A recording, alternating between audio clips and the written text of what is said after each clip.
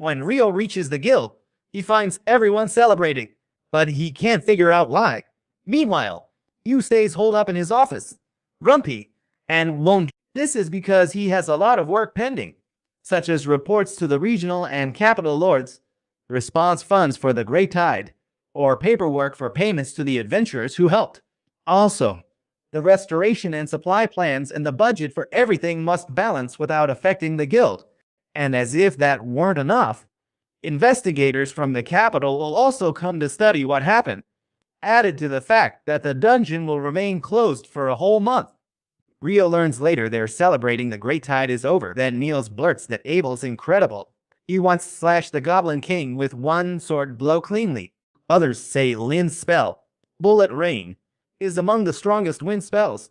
Abel alone dodged it, but they still don't know how exactly. Abel shows up, saying they survived thanks to Perfect Shadow, a technique dodging any ranged attack, even magic.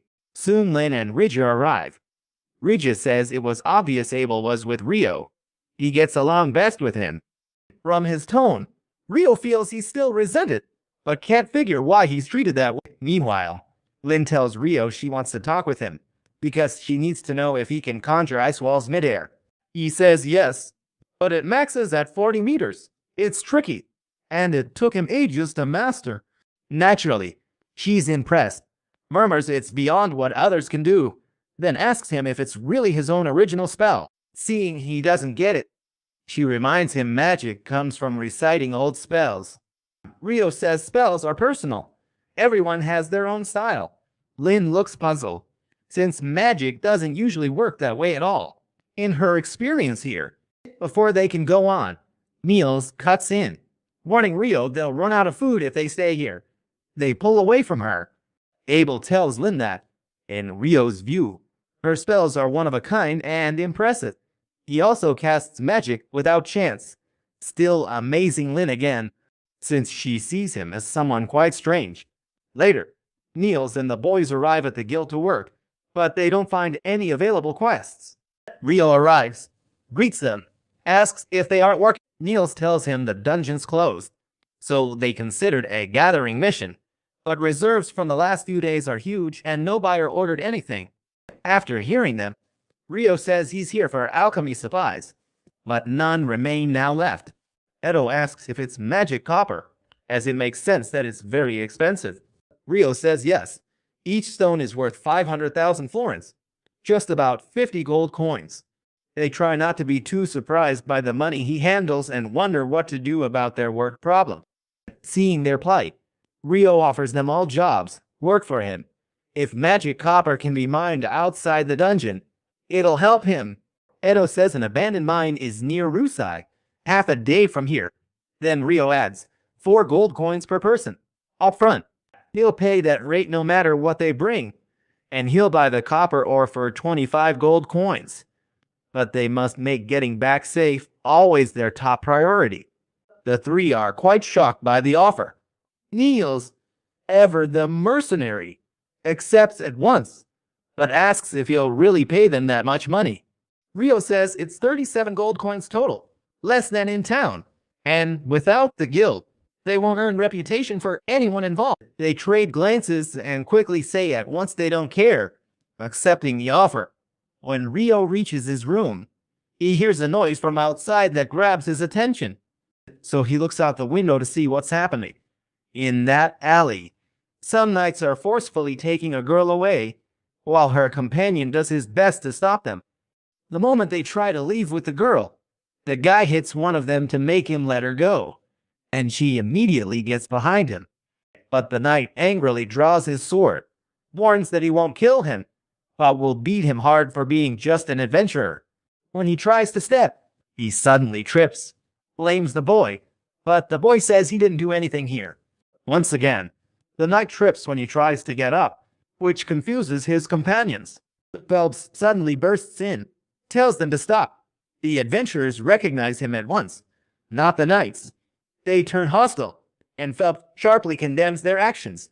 After all, they're meant to protect the kingdom, but since they don't know him, they threaten outright guild expulsion. Phelps ignores them and explains that, though he's an adventurer, he's also a noble of this kingdom here, Then he introduces himself as Phelps, heir of the Heinleins.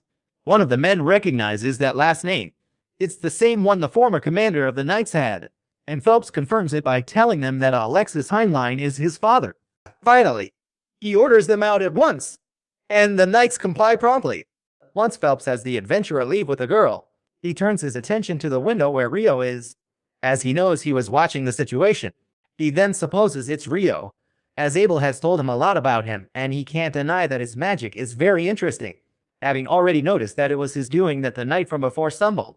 But Rio won't share it, so Phelps says he's not accusing him at all. He assumes the man simply fell there by himself. He also mentions that according to Abel, his help would have made it easier to finish off the Great Tide. The conversation is cut short when Phelps's companion tells him they have to go, so he says goodbye to leave with her. Rio sees they're strong, yet can't tell why a marquise's son became an adventurer that night. Abel quietly pulls Rio aside after finding them eating dinner alone. Seeing him alone, Rio hints he's headed to the red light district. Abel clamps a hand over his mouth, stopping an awkward rumor before it spreads around. Rio keeps pushing, suggesting Lynn as a good match for her. Abel says no, she already likes Warren instead. Realizing what he just blurted out, he asks him to forget it. Still, Rio says they'd be an unusual couple, and love ignores height gaps between two people anyway. Then he assumes that by elimination, the one he likes is Rija, and this makes Abel react nervously, immediately clarifying that's not it. Rio asks about his childish reaction. Then he shifts, asking why he's alone. Abel says if he's free, he could really use his help right now. Later they walk the streets. He says an investigator who came to Lune is his friend, guarded by royal knights, though sadly some among them are corrupt. And since they went out tonight, they have to go look for them before they cause trouble.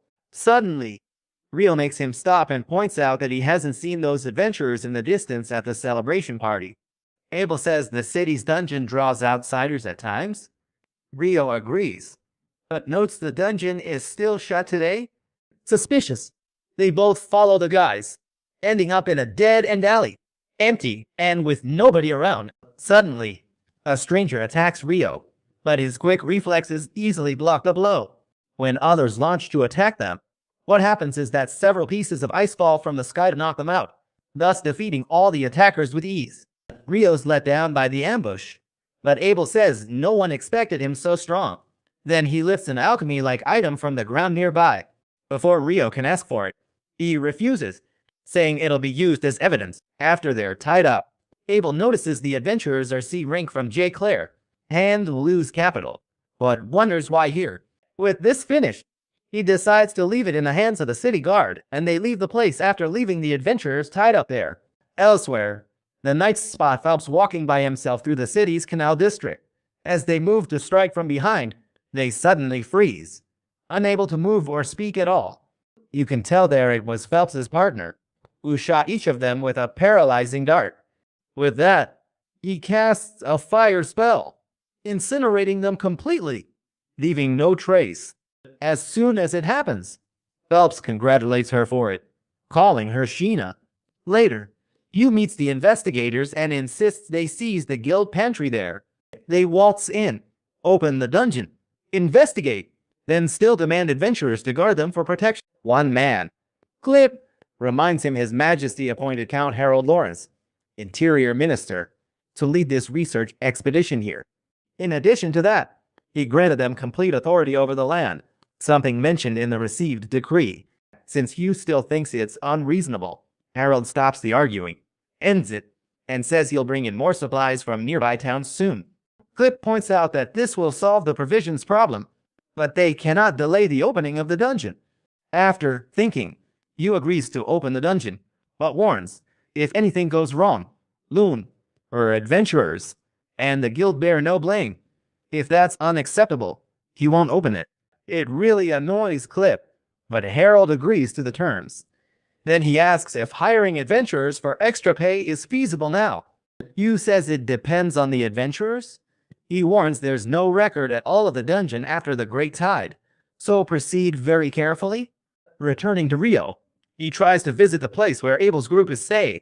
A girl appears from nowhere, runs off, then returns seconds later, asking if he's an adventurer. She needs the Adventurers Guild to deliver an urgent letter. With no choice, Rio agrees. The girl hands Abel and the others the letter, saying clearly it's from Professor Hilarion in the capital. After reading, Abel sees they're hired to backcourt mages investigating the dungeon. Rio finds that strange since it was meant to stay closed until now, and Abel indicates that they must open it for the big shots they have sent. But he is worried about this. If the dungeon's closed after that, it's because an A-rank team went in once, never returned, and it wasn't any crew.